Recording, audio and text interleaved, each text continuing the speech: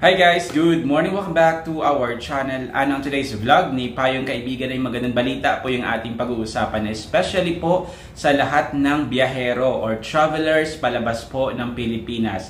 Traveling on overseas employment or yung mga OFW or lalo na po yung mga traveling on tourist visa. Kasi sila po yung masyadong apektado, di ba, ng bagong guidelines.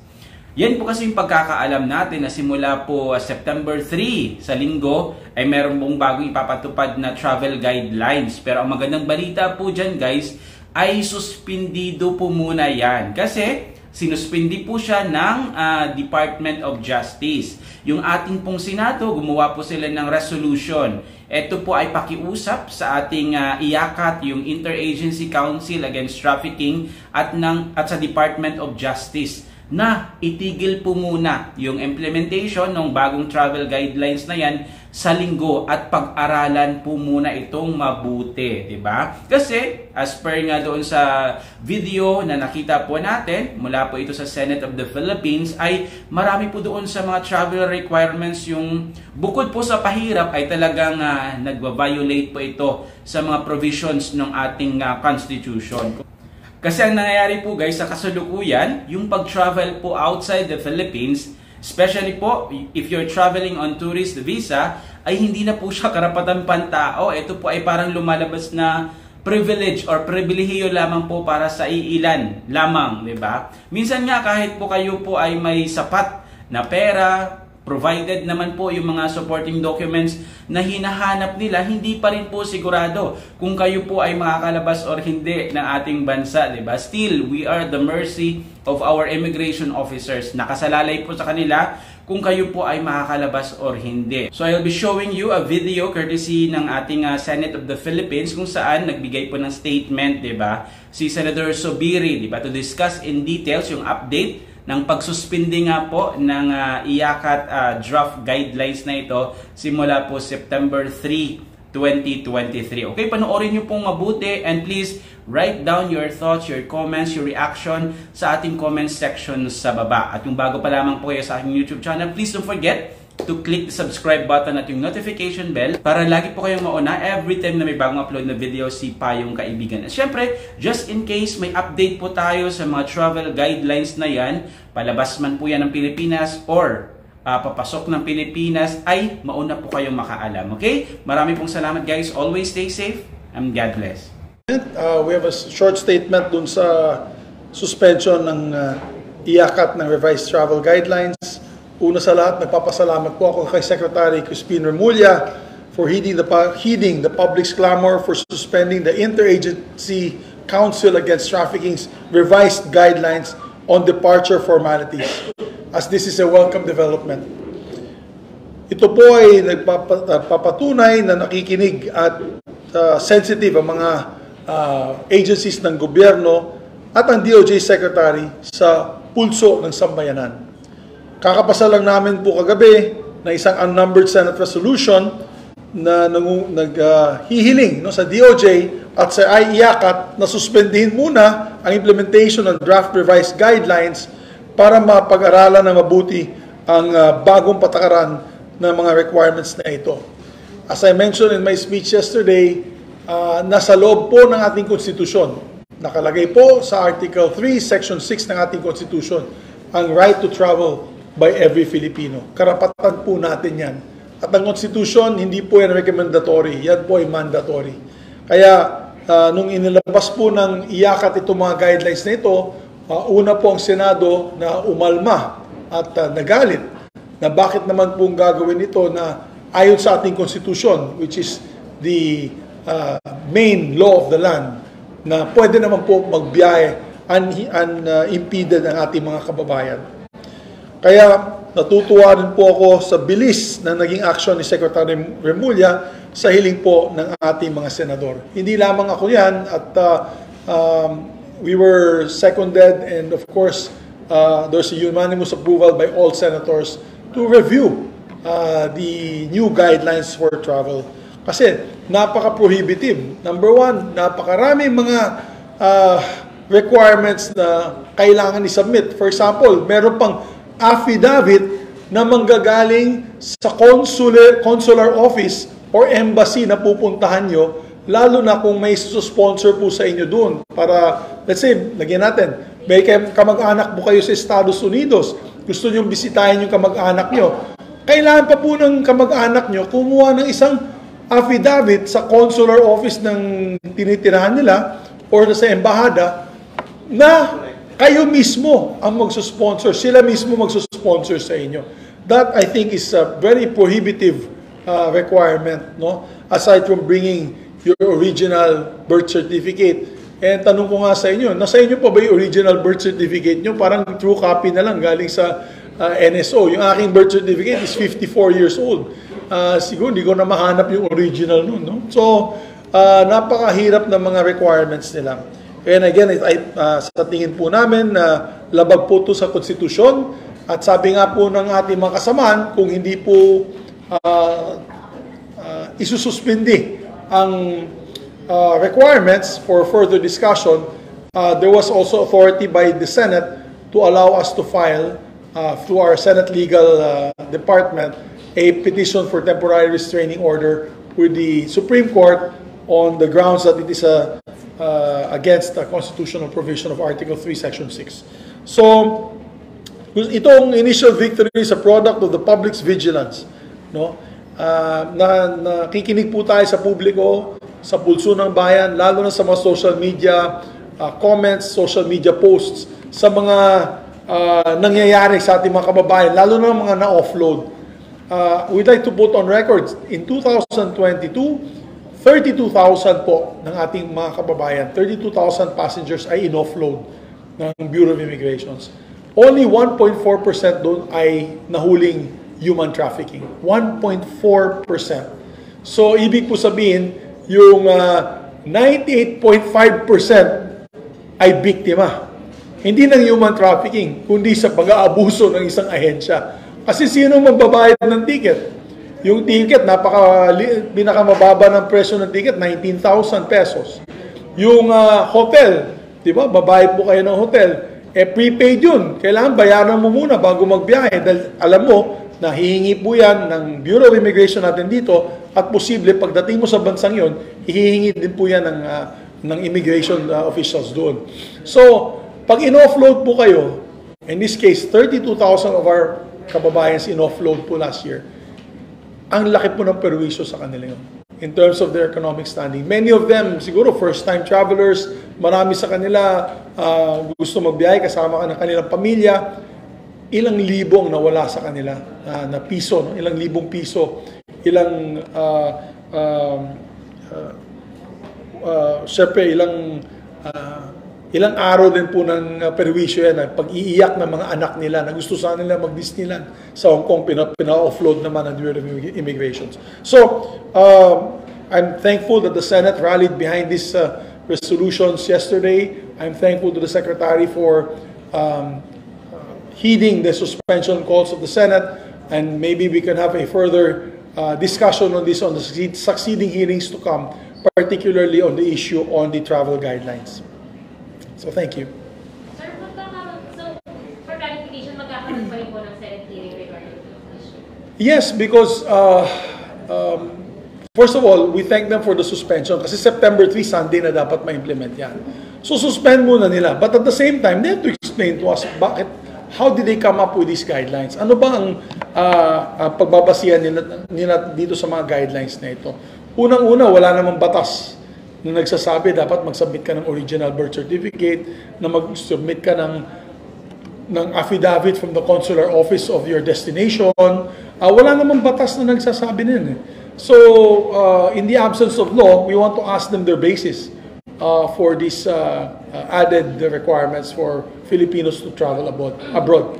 Sabi ko nga darating na ng panahon, kasi yan ang gusto ng ating pamahalaan. Sabi ng pamahalaan, ang ilang plano is by 2028, maging middle income economy na po tayo. Ibig po sabihin, mas marami sa ating mga kababayan mag-graduate from poverty threshold to middle income economic,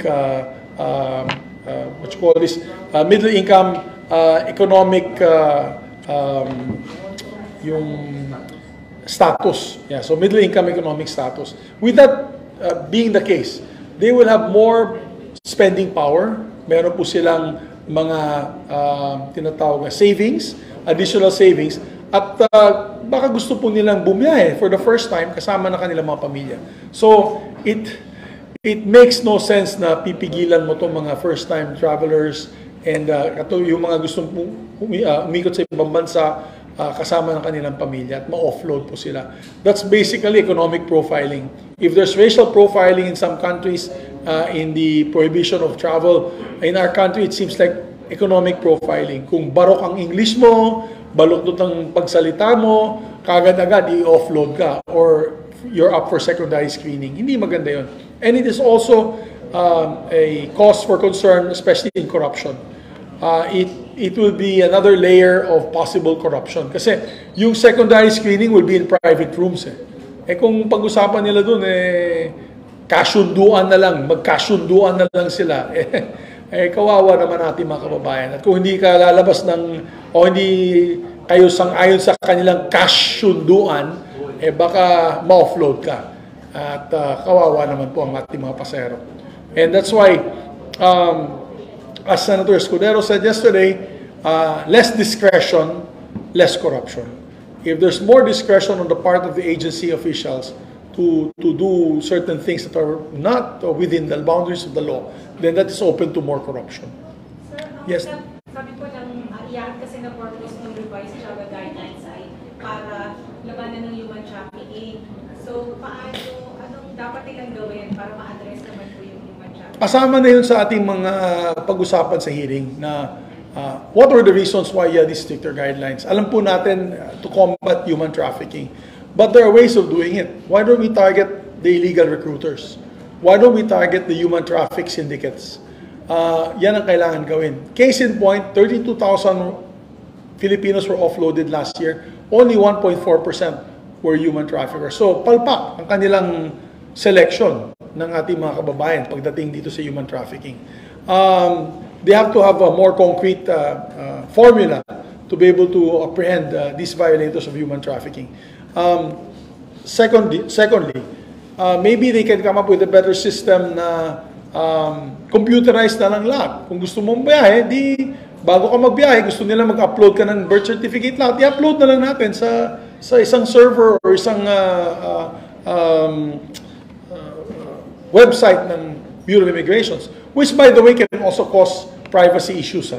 Kasi may privacy issues din yan. For example, yung bank certificate mo, then you're opening yourself up to other issues, no, like kidnapping or kidnap for ransom or other personal security issues. So there's data privacy that is involved there. Kaya nga tumututol kami dahil yung mga requirements nila also will as we see violate data privacy laws. Kaya there are other ways of fighting human trafficking, di ba? Marami namang bansa na talagang adikain nila ay labanan ng human trafficking. But they don't prevent their countrymen from leaving their country. Di ba? Call na kasi yun ng Bureau, call na kasi yun ng immigration ng bansa na pupuntahan mo. For example, pupunta ka ng Japan. Dapat wala nang tanong-tanong yung ating Bureau of Immigration dito. Dahil kailangan mo ng visa eh. So kailangan mo ng visa, napakahigpit ng visa requirements ng katulad ng Japan, katulad ng EU, katulad ng Estados Unidos, napakahigpit nun. So kung lumusog ka na dun on the visa requirement issue alone, huwag ka na dapat hinga ng documentation. Dahil dumaan na ng butas ng karayom yung mga kababayan natin. So these are things that we would like to discuss with them and how we can prevent human trafficking but on a more concrete manner. Because as I said, asking for these requirements was a failure in 2022. Asking for these requirements was a failure in 2022 dahil sa 32,000 pasahero na in-offload last year, 1.4% lamang ang may kasong human trafficking. The others were unfortunate passengers and victims, no, of this reprehensible system na talagang kawawang ating mga Filipino travelers.